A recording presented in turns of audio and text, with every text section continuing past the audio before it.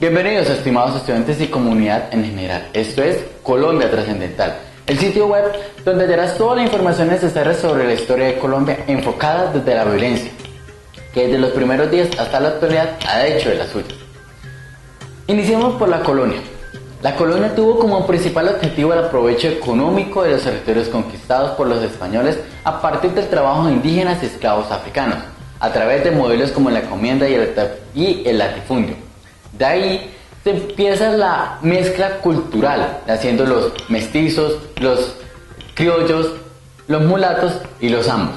Esta mezcla de culturas empezó por generarse una pirámide estatal. En la cabeza estaban los españoles, después los criollos, que eran hijos de españoles nacidos en América, seguidos de los mestizos, que eran hijos de españoles con indígenas.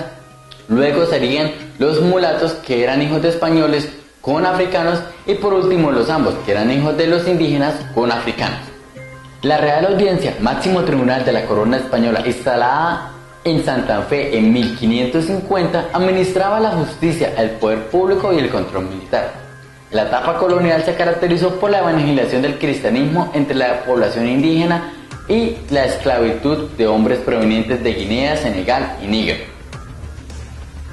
Los abusos y la corrupción bajo la Real Audiencia y el virreinato fueron en últimas las causas de la aparición del sentimiento independentista, tomando fuerza el 20 de julio de 1810, día en que se dio el grito de la independencia. Frente a los próceres de la independencia tenemos a Simón Bolívar, Antonio Nariño, Camilo Torres Tenorio, Antonio Ricaurte Lozano, Atanasio Girardot, Francisco de Paula Santander, Policarpa Salabarrieta y Manuel Azaña. Simón Bolívar es aquel que reconoce y da importancia a la decisión de poderes. Asimismo, plantea 4 poderes para el país: el ejecutivo, el legislativo, judicial y moral, y reconoce a los mestizos como parte del pueblo. Habla que la educación y la moral son la base para un país civilizado y democrático. Antonio Nariño, en las confrontaciones políticas, Nariño presentó la opción centralista frente a los federalistas. Camilo Torres Tenorio fue uno de los primeros hombres en organizar la independencia de nuestro país en 1810 y tenía permiso de la corona para discutir en todas las audiencias de América. Antonio Ricaurte Lozano participó en los derechos revolucionarios en Bogotá como criollo y rebelde contra el régimen colonial. En los años iniciales de la Primera República de la Nueva Granada, cuando se presentó la división partidista entre centralistas y federalistas, apoyó al precursor Antonio Nariño y participó así en la Primera Guerra Civil Granadina. Atanasio Girardot. Él hizo parte de la expedición organizada por la Junta Suprema de Gobierno para apoyar a la Confederación de Ciudades en contra del gobierno realista de Popayán. Combatió a las órdenes del coronel Baraya en la batalla del Bajo Palacio, cerca de Piendama. Cuando Nariño pretendía establecer un gobierno centralista en la Nueva Granada, Girardot cambió de bando y combatió en nombre de las Provincias Unidas en contra del centralismo. Francisco de Paula Santander fue nombrado vicepresidente del país por el departamento de Cundinamarca y se encargó del gobierno mientras Bolívar estaba ausente luchando con los españoles.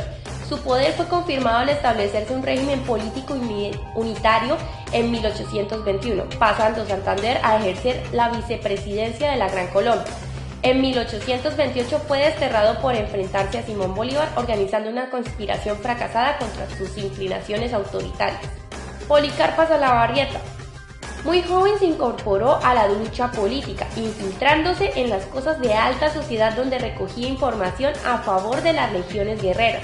Cuando cayeron los prisioneros, los hermanos Almeida, miembros del movimiento clandestino, en sus documentos se vio involucrada a Policarpa, por lo cual fue detenida y juzgada en el Consejo de Guerra.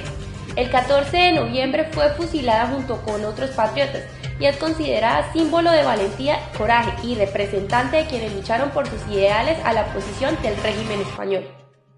Manuel Azaña en 1821 regresa a Quito y en el siguiente año conoce a Simón Bolívar, de quien se enamora, y en 1823 lo acompaña a Perú y lo apoya en la campaña final por la independencia. De regreso a la Gran Colombia le salva la vida de un atentado en 1828. Gracias a esta hazaña es llamada la Libertadora del Libertador.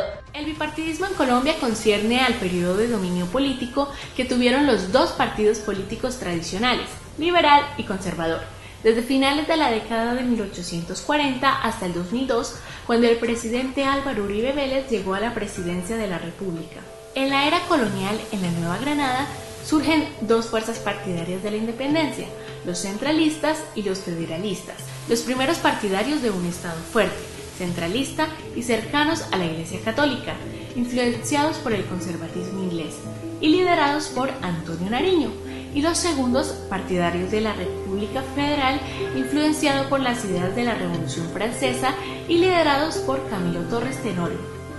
La primera república neogranadina se vio azotada en un caos ocasionado por las disputas entre los dos bandos, hecho que los realistas llamaron patria boba, pues gracias a esto les fue mucho más fácil llevar a cabo la reconquista.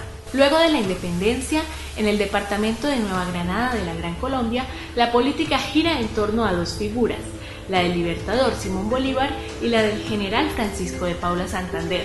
El primero, partidario de un Estado fuertemente centralizado para garantizar el orden y la unidad nacional, opositor al federalismo ya que lo consideraba factor de la anarquía, teniendo en cuenta la caída de la Primera República de Venezuela y defensor de la tradición como mecanismo promotor de la identidad nacional.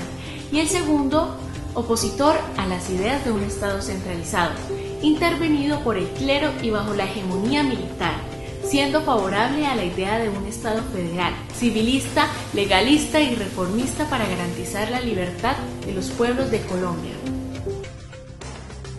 La realidad actual, luego de la firma oficial de los acuerdos de paz el pasado 26 de noviembre de 2016, trajo consigo aspectos positivos y negativos al país. Por un lado, el inconformismo de muchos al conocer los beneficios de los desmovilizados y la inseguridad y acciones recurrentes negativas por parte de aquellos que formaron las disidencias. En cuanto a los aspectos positivos, vimos cómo de manera especial en la zona rural los campesinos empezaron a tener más confianza en su campo dado el cese al fuego y el cese de las minas antipersona. Y las familias de los caídos en el conflicto recuperaron en su mayoría los cuerpos para darles una sepultura digna. Todos los colombianos hemos sido víctimas de un conflicto social que no se ha terminado.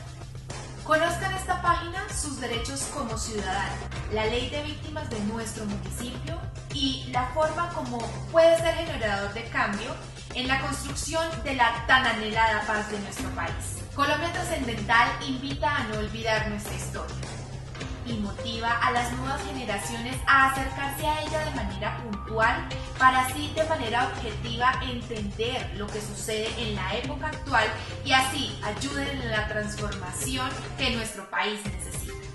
Síganos en nuestra cuenta de Facebook y los invitamos a participar de este espacio que es de todos.